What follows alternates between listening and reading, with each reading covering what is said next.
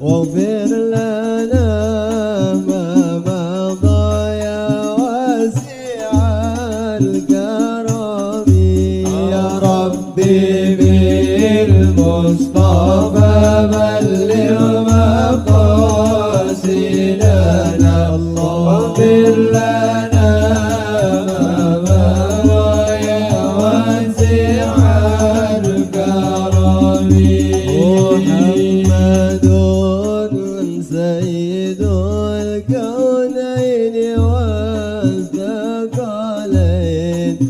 والفريقين من عرب ومن عجم يا ربي بالمصطفى بلغ مقاصدنا واغفر لنا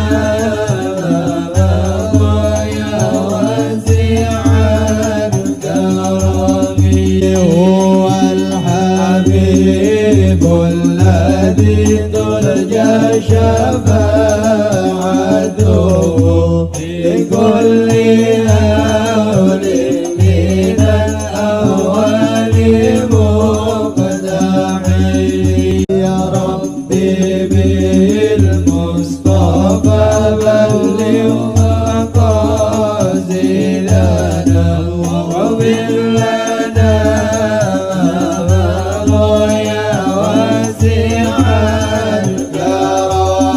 هو الحبيب الذي ترجى شفاعته لكل هول من الأهوال مقتحم يا ربي بالمصطفى بلغ مقاصدنا واغفر لنا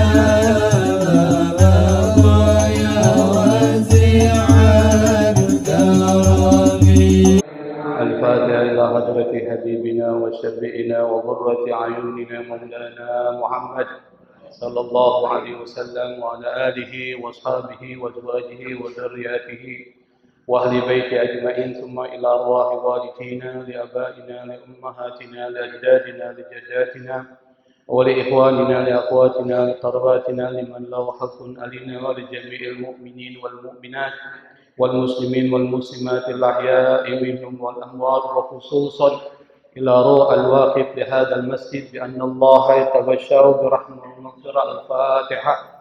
أعوذ بالله من الشيطان الرجيم. بسم الله الرحمن الرحيم. الحمد لله رب العالمين الرحمن الرحيم مالك يوم الدين إياك نعبد وإياك نستعين اهدنا الصراط المستقيم صراط الذين أنعمت عليهم غير المغضوب عليهم ولا الضالين آمين.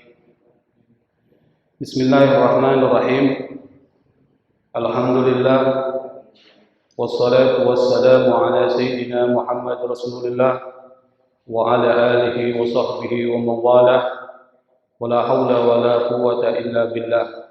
اللهم لا سهل إلا ما جعلته سهلا وأنت تجعل الصعب أو الحزن إذا شئت سهلا برحمتك يا أرحم الراحمين. أما بعد. Ma'asyiral hadirin wal hadirat jamaah Masjid Jami Darussalam yang dimuliakan dan dibanggakan oleh Allah Subhanahu wa taala. Alhamdulillah kita masih diberikan kesempatan oleh Allah Subhanahu wa taala digerakkan hati kita, ringankan langkah kaki kita hingga kita masih dapat berkumpul di satu tempat yang sangat dimuliakan oleh Allah Subhanahu wa taala dan di satu majelis ilmu yang sangat dibanggakan oleh Rasulullah sallallahu alaihi wasallam. Pada kesempatan kajian yang merupakan kajian pengganti sementara Ustadz Fikri, kita akan melanjutkan kajian pada 2 Ahad yang lalu. Kalau pada pertemuan yang lalu kita membahasnya bab kedua. Pada kesempatan kali ini kita bab pertama yang dibahas. Seharusnya bab 1 baru bab kedua. Tapi karena mengingat pada pentingnya bab kedua, maka disampaikanlah. Karena saya pikir kesempatan pagi ini mungkin guru kita Ustaz Fikri sudah bisa mengisi, tapi karena persoalan kesehatan masih belum bisa mengisi, dan kita doakan semoga beliau diberikan kesembuhan cepat oleh Allah Subhanahu wa taala sehingga bisa bersama kita untuk menyampaikan pesan-pesan dakwah Islam kepada kita. Pada pertemuan kali ini kita akan membahas bab pertama.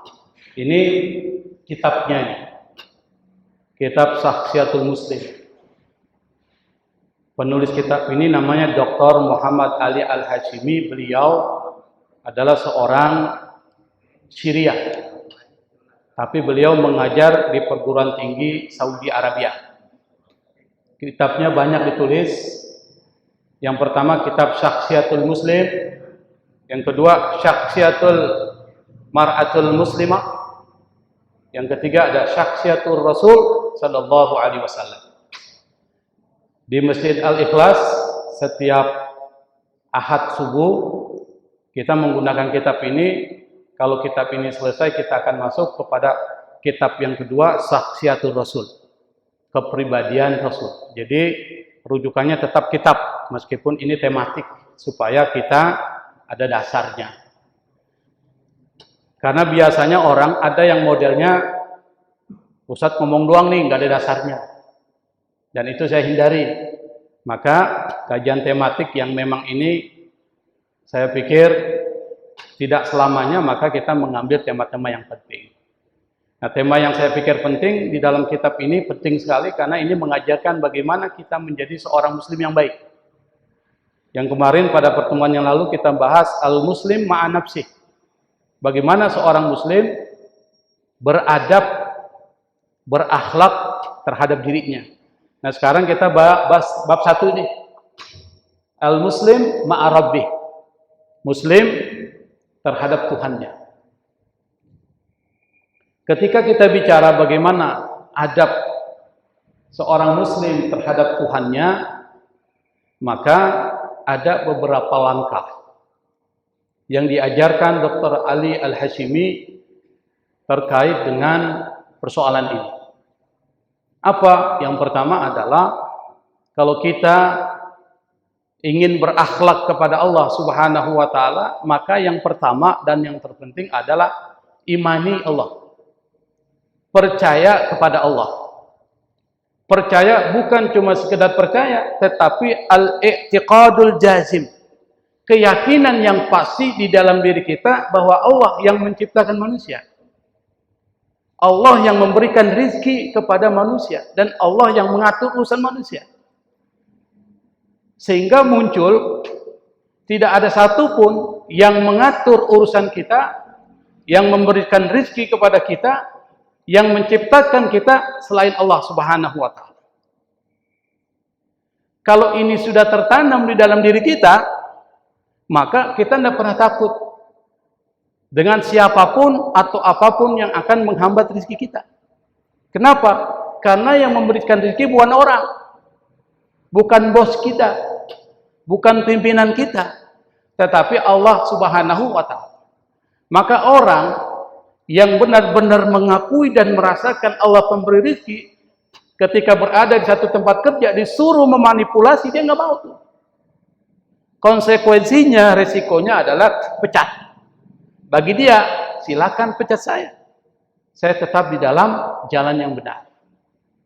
Dan yang itu jarang kita temui, Pak. Kita takut sama atasan.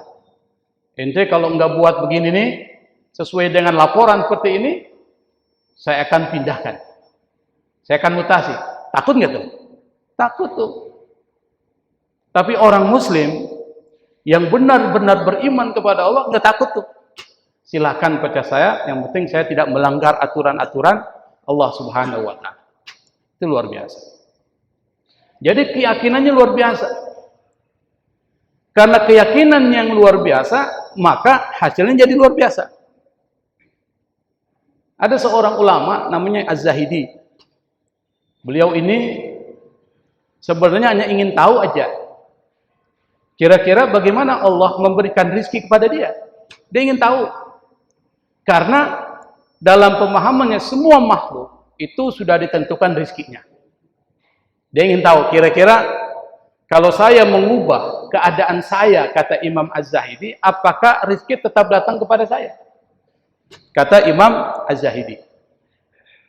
Lalu dia pergi ke gunung. Di gunung ada sebuah gua, dia masuk ke dalam gua. Di dalam gua dia duduk di atas batu. Diam saja dia duduk. Nggak ngapa-ngapain. Kira-kira gimana nih Allah memberikan rezeki kepada saya? Dia ingin lihat. Karena setiap manusia sudah ada rezekinya dan nggak akan pernah tertukar. Tiba-tiba ada sekelompok orang pendaki gunung kebetulan mendaki gunung itu. Ketika dia mendaki gunung, tiba-tiba hujan deras turun.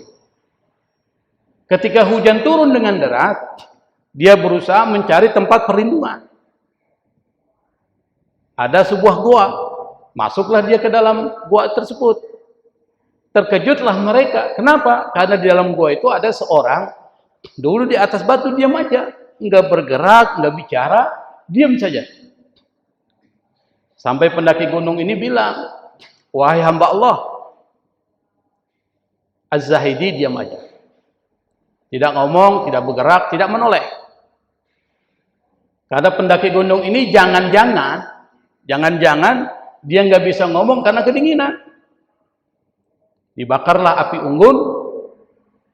Setelah keadaan sudah mulai menghangat di dalam gua, diajak lagi bicara, wahai hamba Allah, diam dia. Nggak bergeming, nggak menoleh.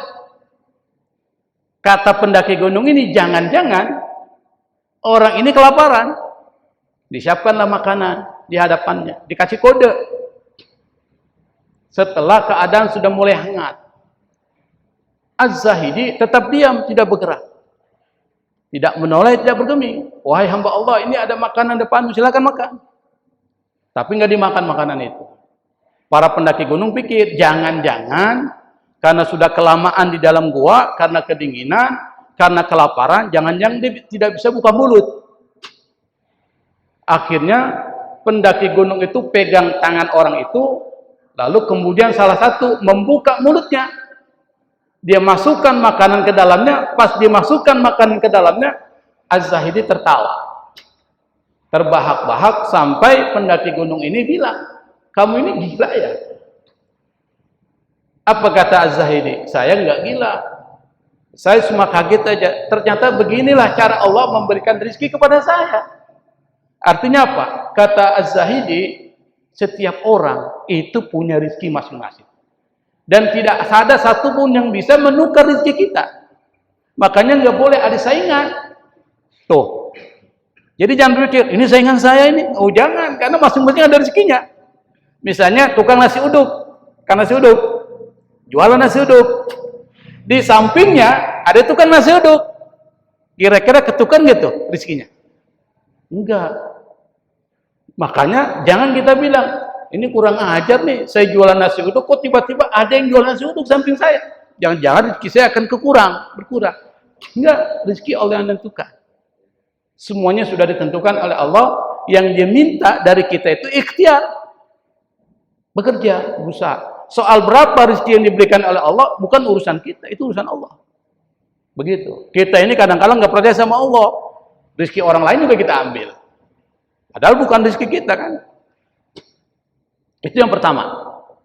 Yang kedua, beriman kepada Allah maksudnya Anda harus mengesahkan Allah, tidak boleh menyekutukannya dalam ibadah. Karena masih banyak orang-orang mengaku muslim tetapi sehari-harinya tidak menampakkan keislaman dan ibadahnya kepada Allah. Misalnya masih ada orang yang pergi ke Gunung Kawi mencari pesugihan, atau pergi ke Gunung Ciremai di Cirebon mencari pesugihan, atau pergi ke Gunung Kemukus. Pernah dengar Gunung Kemukus? Yang kalau ingin pesugihan itu harus hubungan suami istri antara perempuan dan laki-laki yang bukan suami istri. Bayangkan damai seperti itu. Itu di Gunung Kemukus. Kenapa? Ingin cari kaya dengan pertolongan jin. Bukan kepada Allah Subhanahu wa Ta'ala. Maka kita selalu diingatkan oleh Allah setiap sholat. Apa yang diingatkan? Iyyaka na'budu wa iyyaka nasta'in. Hanya kepadamu ya Allah kami menyembah, kepadamu kami mohon pertolongan. Jadi bukan kepada yang lain. Oleh karena itu maka ketika kita beriman kepada Allah, yang kedua harus jalani. Anda kalau ibadah, benar-benar ibadah, hanya untuk Allah. Nah, ketika kedua keyakinan ini tertanam di dalam diri kita, maka outputnya, yang pertama, Anda selalu merasa diawasi oleh Allah. Muraqabah. Konsep sufi. Muraqabah itu maksudnya apa? Dimanapun Anda berada, Anda akan selalu merasa Allah bersama Anda. Ketika kita merasa Allah bersama kita, maka kita nggak berani melakukan apapun yang melanggar ajaran-ajaran Allah. Saya akan beri ilustrasi supaya mudah gini. Jadi di satu ruangan kelas, ada beberapa murid mengikuti ujian. Di dalam ruangan itu ada muraqib, ada pengawas. Lalu kemudian pengawas ini membacakan aturan. Setelah ruangan itu dikunci, pengawas mengatakan siapapun yang ketahuan menyontek, maka dinyatakan tidak lulus dan keluar dari sekolah ini. Kira-kira murid itu berani nggak nyontek? Berani nggak? Nggak berani. Kenapa? Ada pengawas. Sama ketika kita merasa selalu ada pengawas, yaitu Allah Subhanahu wa Ta'ala, maka kita nggak berani tuh. Nggak berani apa? Nggak berani untuk melanggar yang menjadi ketentuan dari Allah Subhanahu wa Ta'ala. Dan ini diceritakan oleh Imam Al-Ghazali rahimahullah dalam kitabnya Ihya Ulumuddin. Beliau bercerita,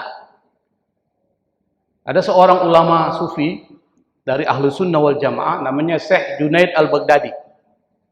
Syekh Junaid Al-Baghdadi itu seorang sufi besar yang menjadi rujukan Ahlus Sunnah wal Jamaah di dalam persoalan tasawuf, termasuk Al-Ghazali. Junaid Al-Baghdadi. Jadi kalau orang NU ditanya tasawufnya model mana? Model Junaid Al-Baghdadi. Kemudian sang sufi besar ini punya santri. Dan santrinya banyak. Tapi di antara santri-santri itu hanya satu yang diberikan keistimewaan, perhatian khusus, special attention, diberikan perhatian khusus, sehingga membuat santri-santri yang lain menjadi cemburu. Akhirnya di antara santri pada cerita, Pak Kiai ini nggak adil. Cuma satu saja di antara kita yang paling diistimewakan, emangnya kita ini siapa? Kita kan santri-santrinya juga. Ternyata yang menjadi kecemburuan dan keluhan dari para santri ini didengar oleh Syekh Junaid Al-Baghdadi. Lalu dikumpulkan semua santri di satu tempat, di aula besar. Syekh Junaid Al-Baghdadi berkata, wahai santri-santriku, mulai hari ini saya perintahkan kalian semua untuk pergi ke pasar. Nanti pas sampai di pasar, masing-masing kalian membeli seekor ayam. Setelah membeli seekor ayam, maka kalian masing-masing harus menyembelih ayam itu di tempat yang tidak diketahui oleh siapapun. Akhirnya para santri pergi ke pasar semua. Masing-masing beli ayam. Setelah ayam ada di tangan mereka, masing-masing menyebar. Ada yang pergi ke laut, ke pantai, dilihat tengok kanan, tengok kiri, nggak ada orang, dia sembelih. Ada yang pergi ke hutan, ketika sampai di hutan, tengok kanan, tengok kiri, nggak ada orang, sembelih. Ada yang pergi ke gunung, sama, tengok kanan, tengok kiri, nggak ada orang, disembelih itu ayam. Ada yang pergi ke rumahnya, masuk ke dalam rumah, masuk ke dalam kamar, dia kunci, lampu dimatikan, dia sembelih, tidak ada orang. Setelah selesai mereka semua melakukan tugas dari kiai ini, mereka pun kembali melaporkan kepada kiai bahwa mereka sudah melakukan apa yang menjadi instruksi dan perintah kiai. Tapi di antara para santri itu cuma satu yang ngelakuin tugasnya. Siapa? Santri yang tidak atau yang diberikan perhatian khusus oleh Syekh Junaid Al-Baghdadi rahimahullah. Akhirnya para santri saling tengok tuh, lihat itu. Santri yang paling dicintai, disayangi oleh kiai malah nggak melaksanakan apa yang menjadi perintah Pak Kiai. Akhirnya Syekh Junaid Al-Baghdadi tanya, kenapa engkau tidak lakukan perintahku? Apa kata sang santri ini? Pak Kiai, saya sudah melakukan perintah Pak Kiai. Saya pergi ke pasar, lalu Pak Kiai suruh saya beli ayam, saya beli ayam. Pak Kiai suruh perintahkan saya untuk menyembelih seekor ayam, saya coba cari tempat untuk menyembelih ayam yang tidak diketahui oleh siapapun. Dimanapun saya mencoba cari tempat itu, Allah Subhanahu wa Ta'ala mengetahui saya. Saya merasa selalu diawasi oleh Allah Subhanahu wa Ta'ala. Akhirnya saya tidak jadi sembelih itu. Karena apa? Karena saya tidak bisa mencari tempat yang tidak diketahui oleh siapapun. Semua tempat diketahui oleh Allah Subhanahu wa Ta'ala. Sang kiai ini senyum. Lalu dia bilang sama para santri, kalian tahu kenapa saya memberikan perhatian khusus kepada santri ini ketimbang kalian? Karena sifat muraqabah, selalu merasa diawasi oleh Allah Subhanahu wa Ta'ala, dalam diri orang ini begitu tinggi, berbeda dengan kalian. Maka saya berikan perhatian khusus. Ini adalah orang yang akan jadi nanti sebagai orang besar. Nah, itu iman yang kuat itu memunculkan pengawasan terhadap dirinya, bahwa Allah selalu mengawasi dirinya. Kalau orang selalu merasa diawasi, maka dia akan menjadi orang baik. Semua perbuatannya menjadi baik. Itu output pertama. Output yang kedua, dia akan berkorban untuk Allah. Maka orang yang beriman, kalau Allah turunkan syariat, dia tidak bilang sami'na wa asaina, tapi sami'na wa ata'na. Saya terima, saya dengar, saya patuhi. Beriman tanpa perlu bertanya, kenapa engkau berikan perintah kepada saya begini ya Allah? Enggak perlu. Jalankan. Itu orang beriman. Makanya kita belum pantas disebut mukmin kita ini. Tetapi kita masih dalam tahapan yu'min. Apa itu yu'min? Dalam proses beriman. Belum menjadi orang mukmin. Kenapa? Orang mukmin itu kata Allah, innamal mu'minuna alladzina idza dzukirallahu wajilat qulubuhum. Orang beriman itu kata Allah, kalau disebut nama Allah, hati bergetar. Wa idza tuliyat alaihim ayatuhu zadatuhum imanan wa ala rabbihim yatawakkalun. Kalau dibacakan ayat-ayat Allah, itu imannya bertambah. Dan semua dipasrahkan hanya kepada Allah Subhanahu wa Ta'ala. Kira-kira ada nggak pada diri kita? Ada nggak? Kalau dibacakan ayat Allah, bertambah iman kita. Kayaknya biasa aja ya.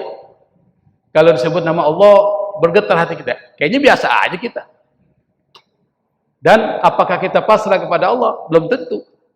Makanya kita belum pantas disebut dengan mukmin, tapi masih disebut yu'min. Sama dengan istilah penyanyi dan menyanyi.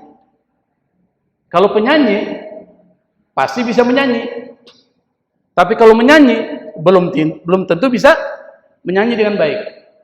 Kita sampai dengan orang yang menyanyi tapi belum menjadi penyanyi. Bisa dipahami nggak?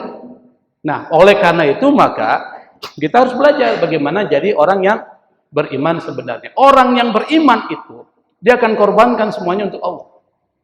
Waktunya, tenaganya, dan seterusnya. Siapa contohnya? Pernah dengar Siti Masyitah? Masyitah. Pernah dengar? Siapa? Siapa? Bukan tukang jual gorengan, bukan. Bukan tukang nasi uduk. Masyitah. Masa itu pernah dengar sih? Siapa ya? Ruri? Masyitah itu adalah siapa? Hah? Bukan istrinya Firaun. Tapi tukang sisirnya istrinya Fir'aun, Siti Masito. Jadi Siti Masito itu orang beriman. Dia bersama suaminya beriman kepada Allah, Tuhannya Musa dan Harun. Zaman Nabi Musa. Zaman Nabi Musa, Fir'aunnya itu rajanya, itu raja yang zalim. Namanya Ramses. Jadi Fir'aun itu bukan nama ya, tapi adalah gelar raja. Fir'aun, Parau. Di bahasa Inggris disebut dengan Parau atau Fir'aun. Dan di zaman Nabi Musa, itu Fir'aunnya zalim, tingkat tinggi. Tapi zaman Nabi Yusuf, Fir'aunnya itu bagus. Zaman Nabi Yusuf. Lebih dulu mana? Nabi Yusuf atau Nabi Musa? Nabi Yusuf. Karena Nabi Yusuf itu anaknya Nabi Yakub. Saudaranya Nabi Yusuf ada 11. Jadi anak dari Nabi Yakub ada 12. Nanti dari Lewi itu nanti keturunannya Nabi Musa. Jadi Nabi Musa itu keturunan dari Lewi yang merupakan anak dari Nabi Yakub. Jadi Nabi Yusuf jadi pamannya, encingnya. Kalau dilihat dari urutannya. Nah, Siti Masito ini dengan suaminya imannya kuat sekali. Sampai ketahuan. Suaminya yang pertama ketahuan. Kenapa? Pada saat ketika Nabi Musa atau Fir'aun ingin menghukum orang yang beriman kepada Allah, itu diprotes oleh Hadzakir. Nama suami dari Siti Masito itu adalah Hadzakir. Dia protes. Apakah engkau akan membunuh orang yang mengatakan Tuhannya adalah Allah? Fir'aun bilang, jangan-jangan ini Hadzakir.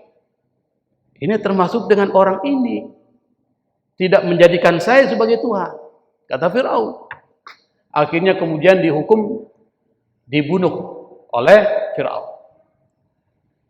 Kemudian Siti Masito ketahuan kalau dia beriman kepada Allah, pada saat ketika dia sedang menyisir putrinya Fir'aun, tiba-tiba sisirnya jatuh.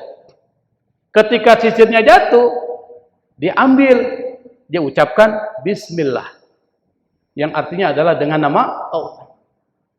Anaknya Fir'aun bilang, apakah yang kau maksud itu adalah bapakku, ayahanda? Bukan. Kata Siti Masito, ini adalah Tuhanku dan Tuhan bapakmu. Marah dia itu. Putri Fir'aun lampor kepada Fir'aun.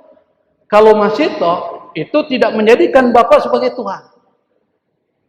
Akhirnya diberikan ultimatum, dihukum. Apa hukumannya? Digoreng. Anda bayangkan digoreng.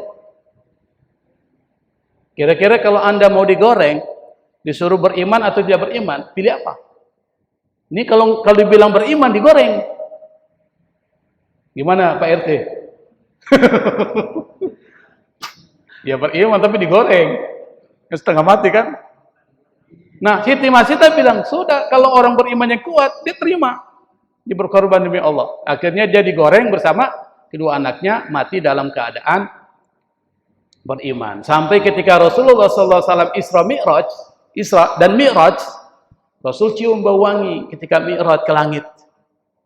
Ditanya sama Jibril, Maha dereh, ini bau siapa?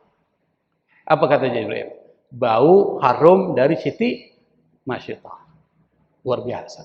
Kenapa? Imannya kuat, maka dia akan mempunyai spirit pengorbanan yang kuat hanya kepada Allah. Semakin kuat imannya, semakin kuat pengorbanannya kepada Allah. Itu baru itu. Apalagi kalau disuruh bersedekah, luar biasa dia. Itu Siti Masito. Yang kedua adalah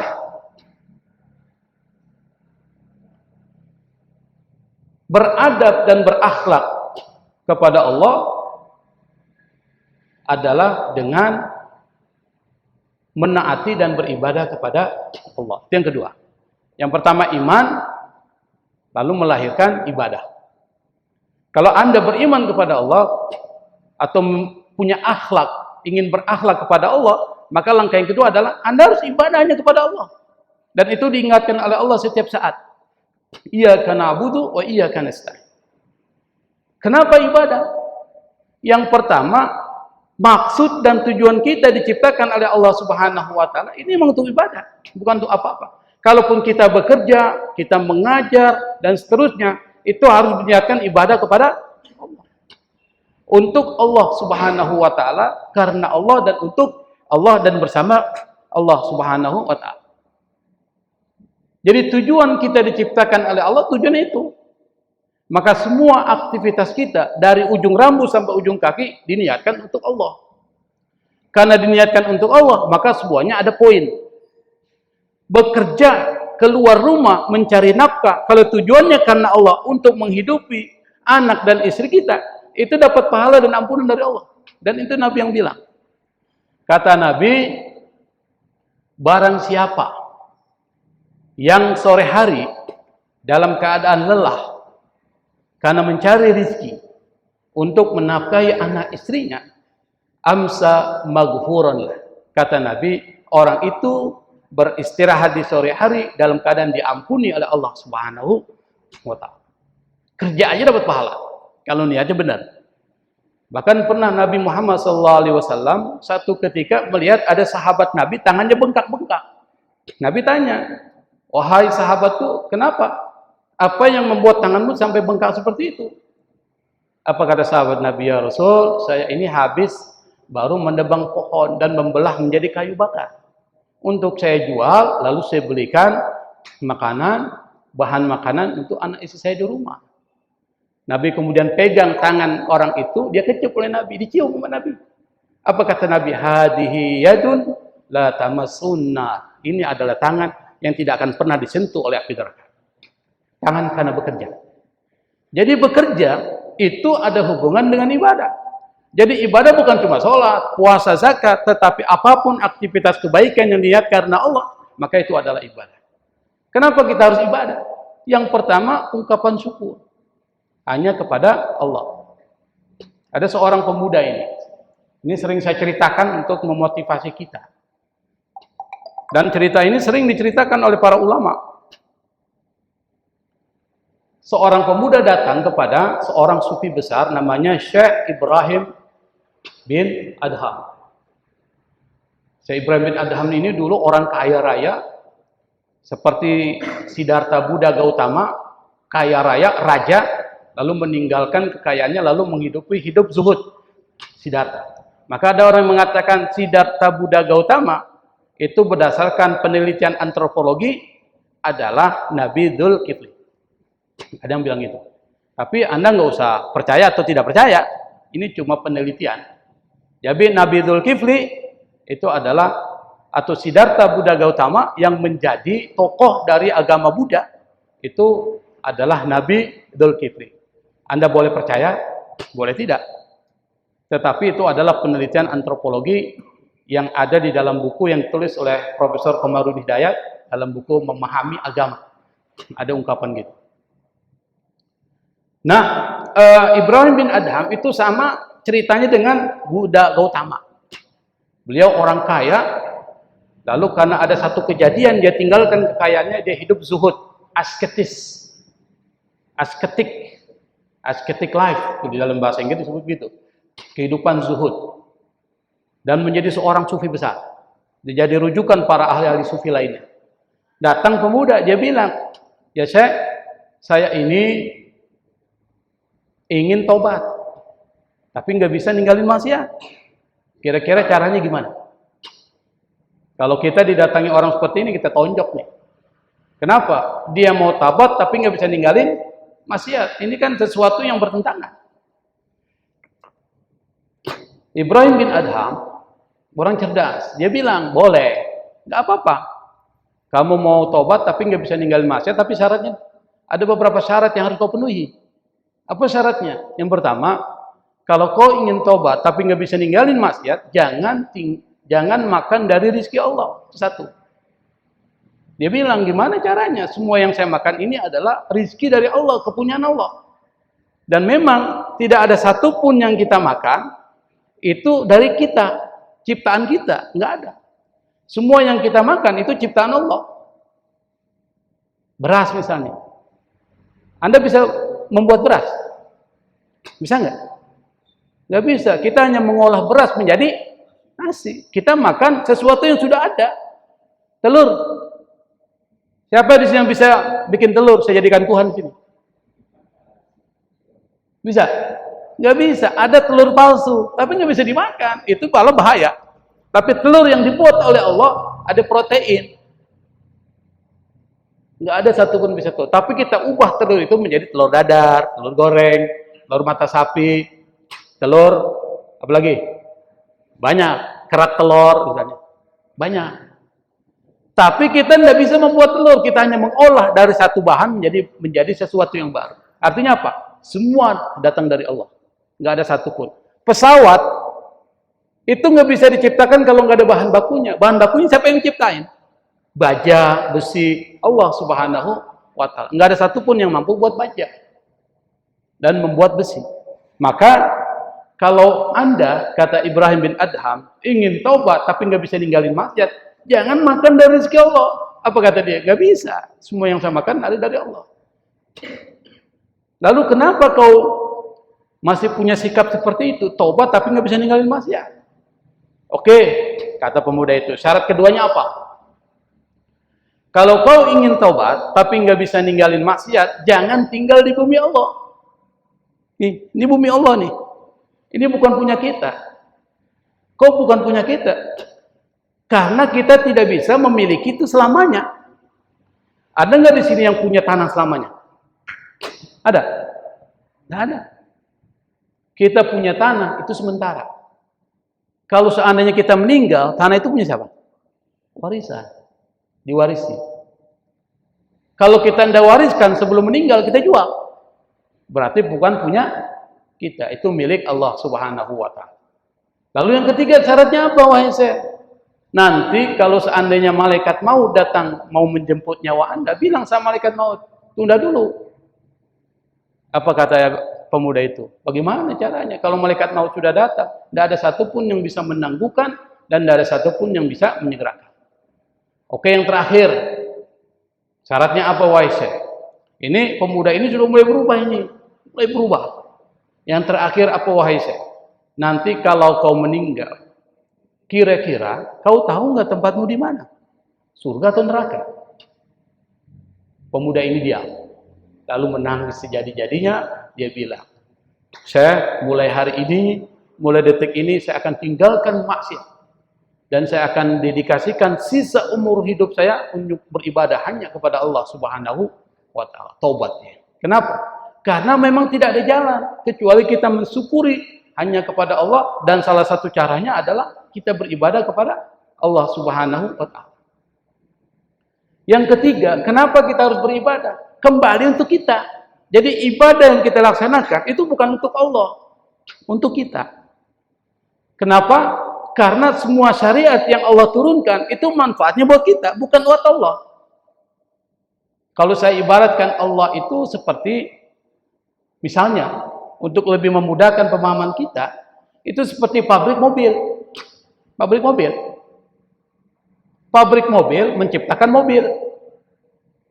Yang tahu bagus buruknya mobil itu siapa? Pabrik mobil. Maka pabrik mobil membuat satu aturan. Yang di dalamnya disebut buku panduan pemeliharaan mobil. Maka kalau Anda beli mobil, pasti ada buku panduan pemeliharaan mobil. Di dalam buku itu disebutkan, misalnya setiap 6 bulan sekali diganti oli. Lalu kita tidak ikuti apa yang menjadi petunjuk dari pabrik mobil itu. Kita ganti oli setiap 6 tahun sekali, bukan 6 bulan sekali. Kira-kira mobilnya gimana? Mogok, rusak, dan sebagainya. Artinya apa? Anda melanggar apa yang menjadi aturan buku panduan itu. Yang menciptakan manusia siapa? Allah. Yang tahu baik buruknya buat manusia? Allah. Allah turunkan buku panduan untuk kebaikan Anda. Karena Allah yang tahu. Al-Quran. Karena Al-Quran banyak yang bersifat umum, Allah turunkan yang menyampaikan Al-Quran, Nabi, untuk menjelaskan. Maka penjelasan terhadap Al-Quran menjadi hadis. Datangnya dari Allah, kedudukan sama-sama wahyu. Maka Nabi, apapun yang dikatakan Nabi adalah wahyu. In huwa illa wahyu yuha. Tidak lain dan tidak bukan apa yang dikatakan Nabi adalah wahyu dari Allah Subhanahu wa taala. Kalau kita amalkan buku panduan itu dengan benar, Anda akan menjadi orang baik, orang sukses dunia dan akhirat. Tapi kalau Anda tidak gunakan buku panduan itu Al-Quran dengan baik, Anda akan menjadi orang yang tersesat. Maka Nabi mengatakan, taraktu fikum amrain ma in tamassaktum bihima lan tadillu abada. Aku tinggalkan buat kalian dua hal. Kalau kalian berpegang teguh kepada duanya, kalian tidak akan pernah sesat di dunia dan akhirat. Apa? Kitabullah wa sunnati. Kitab Allah dan sunnah. Maka syariat-syariat ibadah yang disebutkan oleh Allah itu untuk kita, bukan untuk Allah. Puasa, zakat, sedekah, dan lain sebagainya. Bahkan ada satu riset ya, penelitian terkait dengan soal sedekah itu. Sedekah. Saya nggak bicara yang lain, karena ini sudah populer nih. Sang wudu udah populer, sholat, itu banyak penelitian mengatakan manfaatnya luar biasa. Sedekah. Ternyata kata peneliti itu, dia bukan orang Islam. Ketika orang sedekah, itu akan muncul hormon kebahagiaan. Hormon kebahagiaan. Sehingga hormon kebahagiaan itu membuat dia menjadi lebih sehat. Maka tidak heran kalau sedekah itu bisa membuat orang lebih sehat. Kalau dia sakit, lalu kemudian dia sedekahkan hartanya, itu kemudian memunculkan hormon kebahagiaan, maka sakitnya akan dihilangkan oleh Allah Subhanahu wa taala. Maka Nabi pernah mengatakan, "Da'u mardokum bis sadaqah." Obati orang-orang yang sakit di antara kalian dengan apa? Sedekah. Ternyata penelitian memperkuat itu. Kira-kira kalau Anda sedekah dengan benar, ada perasaan senang nggak? Ini jujur ya, bukan karena dipaksa ya. Bukan karena dipaksa dan terpaksa. Saya sedekah, benar-benar karena saya ingin sedekah. Kira-kira perasaannya gimana? Gimana? Pernah sedekah nggak? Pernah kan? Kira-kira perasaannya gimana pada saat Anda sedekah? Senang. Nah itu kata peneliti itu mengatakan itu akan muncul hormon kebahagiaan. Cuma saya nggak ngerti bahasa medisnya. Hormon kebahagiaan yang kalau itu muncul itu bisa menciptakan kesehatan. Dan itu adalah ajaran Allah Subhanahu wa taala. Dan yang terakhir, langsung singkat aja, adab kepada Allah itu adalah dengan ridho dengan takdir dan ketentuan Allah. Kata Nabi, ajaban li amril mu'min inna amrahu kullahu khair wa laysa dzalika li ahadin illa lil mu'min. In asabathu sarra'un syakara fa kana khairan lah wa in asabathu dharra'un sabara fa kana khairan lah. Kata Nabi, orang beriman itu semuanya adalah sesuatu yang mengherankan, menakjubkan. Semuanya baik. Dan itu hanya terjadi bagi orang beriman, kata Nabi. Kenapa? Kalau ditimpa oleh kesenangan, kenikmatan, dia bersyukur. Maka itu kebaikan buat dia. Kalau ditimpa keburukan, penderitaan, kesulitan, dia sabar. Maka itu baik buat dia. Jadi nggak ada satupun yang tidak baik buat orang beriman. Dan hidup kita cuma dua. Kalau enggak kena susah, kena senang. Kalau kena susah, sabar. Kalau kena senang, bersyukur. Itu hidup kita seperti itu. Bahkan pernah Ali bin Abi Thalib dia lihat Adi bin Hatim, bersedih sekali. Seakan-akan dia tidak ridho dengan takdir Allah. Kenapa? Karena kedua anaknya itu meninggal di peperangan. Dan dia matanya tercongkel dua pada saat peperangan. Sedih nggak tuh? Tentu sedih. Sebagai manusia pasti sedih. Sedihnya itu sampai membuat Ali bin Abi Thalib tanya, wahai Adi, apa yang membuatmu begitu bersedih? Apa kata Adi bin Hatim? Wahai Ali, bagaimana saya tidak bersedih? Anak saya keduanya mati di dalam pertempuran, peperangan. Dan mata saya ini tercongkel. Sedih sekali. Apa kata Ali bin Abi Thalib? Jika engkau ridho, wahai Adi, dengan takdir Allah, maka takdir Allah itu tetap berlaku buat Anda. Dan engkau dapat pahala. Tapi kalau seandainya engkau ridho, tidak ridho dengan takdir Allah tetap berlaku buat Anda. Tapi Anda nggak dapat pahala. Mana yang lebih untungnya mana? Yang pertama. Karena meskipun kita ngeluh, itu udah terjadi. Daripada kita nggak dapat apa-apa, lebih bagus kita ridho dengan takdir dan ketentuan oleh Allah Subhanahu wa taala. Ini mungkin yang saya sampaikan bab pertama dari buku Syakhsiyatul Muslim Yang bab kedua kita sudah bahas pada 2 pekan yang lalu. Allahul musta'an, Allahul muwaffiq ila aqwamit thariq. Wal afu minkum. Wassalamualaikum warahmatullahi wabarakatuh.